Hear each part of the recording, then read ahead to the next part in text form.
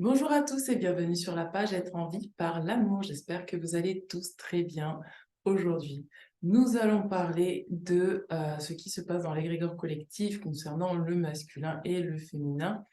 Il y a comme un réalignement qui se fait et donc ça nous demande de nous accrocher. Euh, Ce que je ressens et ce que je reçois aussi en consultation, c'est que en ce moment, le masculin est pas mal chamboulé.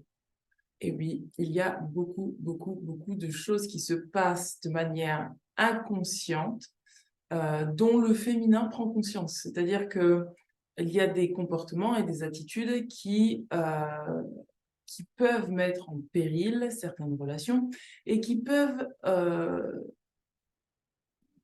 tester un petit peu le féminin sur sa capacité à faire preuve de compassion, d'amour, de tendresse et à faire preuve également de force, d'affirmation de soi et de présence.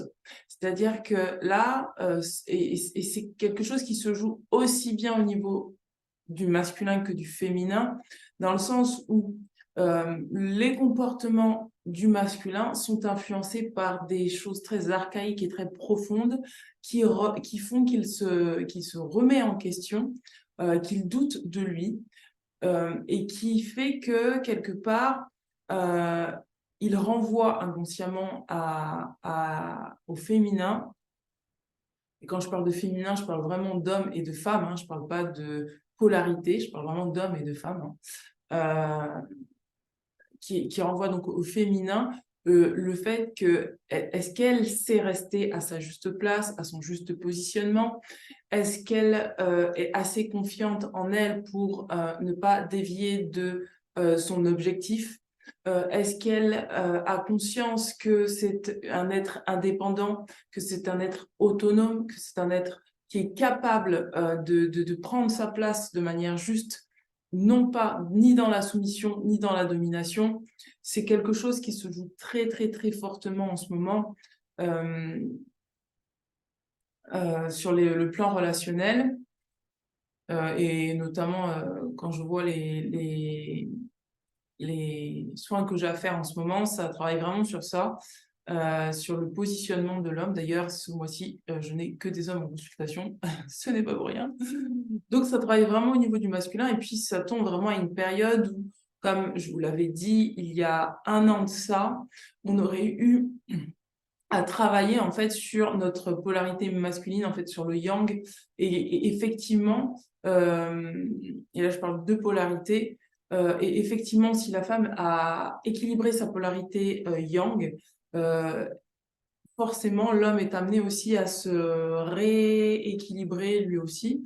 Et donc là, il y a comme une fin pour solder tout ce qui était inconscient, qui ne se voit pas, que l'homme ne voit pas, mais que paradoxalement la femme observe, voit, et c'est fait exprès parce que ça demande à la femme de prendre sa place et surtout de ne pas porter le bagage de l'homme et de ne pas se décentrer de ce qu'elle est, de sa nature véritable. Euh, Parce que ça va permettre également à l'homme de se rééquilibrer et de vraiment, comment dire, être à l'écoute de lui-même. Il y a beaucoup d'hommes qui n'assument pas clairement leur positionnement et ça va leur demander d'assumer un positionnement clair, tel qu'il soit. Ça va leur demander de pouvoir affirmer leur puissance.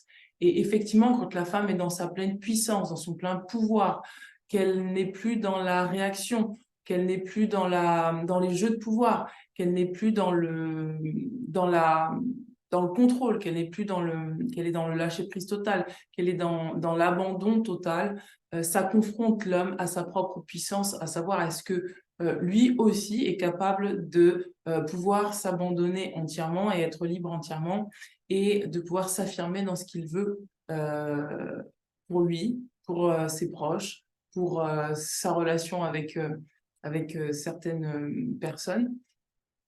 Et donc, ça vraiment, ça travaille sur la puissance intérieure et le positionnement. Alors, ça va demander à ce que, paradoxalement, pour la femme, des choses du passé, enfin, en tout cas des personnes masculines du passé se remanifestent à elle pour vraiment vérifier si elle est vraiment au clair avec elle-même et si elle est vraiment affirmée dans ce qu'elle est. Euh, C'est-à-dire que des hommes du passé reviennent pour vraiment, quelque part, la tester, et c'est pas volontaire, mais quelque part, ça la teste elle aussi, pour savoir comment elle est capable de se positionner par rapport à l'homme.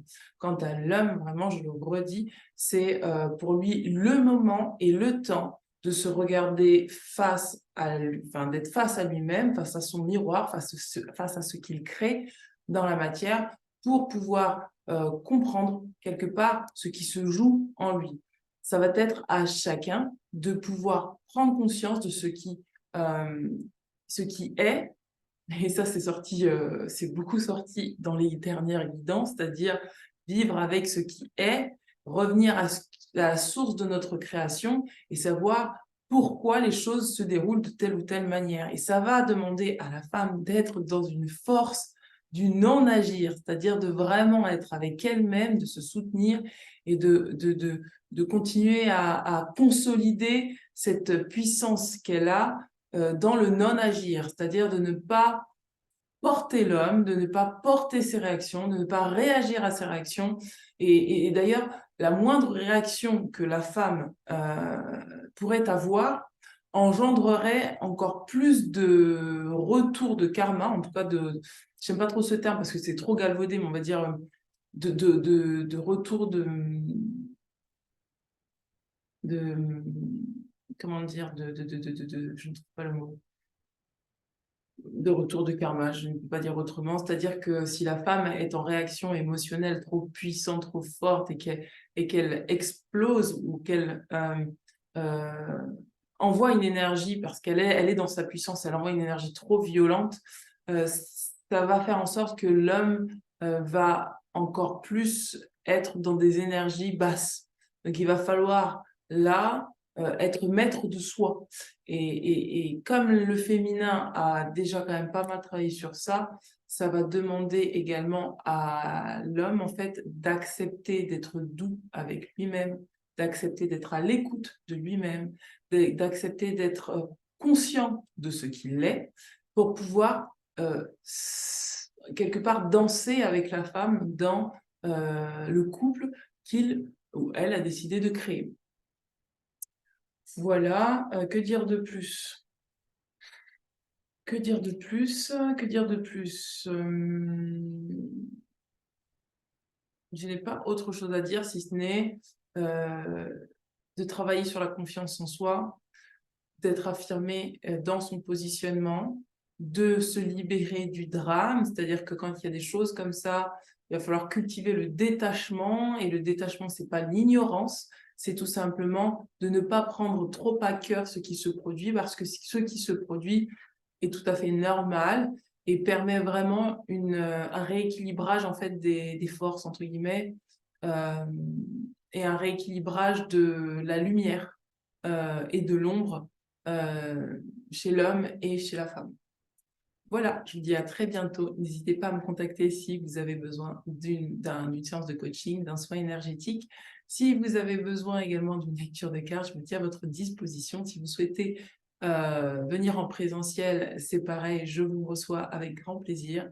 Et je vous dis à très bientôt. Ciao, ciao.